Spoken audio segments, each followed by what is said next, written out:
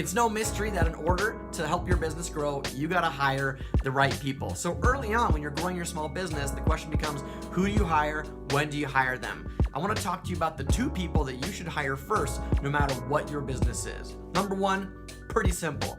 Get yourself some kind of personal or virtual assistant to take all those tasky things that are eating up your time and just delegate those out. Maybe even some personal things to help get things out of your way so that you can function at your best in full throttle in your role.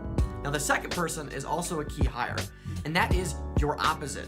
Most entrepreneurs fall into 1 of 2 categories. You're either the marketing and sales person or you're the operations person. Which one are you? Okay? That other person should be your first hire. If you do that, you can function at your best in doing what you do well while they take care of all the things that you don't do well. Thank you so much for watching this video. If you want to catch all of the upcoming videos here from Digital Harvest, make sure you click that subscribe button over here and check out some of the other related videos over here on the left-hand side. We really appreciate your support. Thanks for stopping by, and we'll catch you on the next one.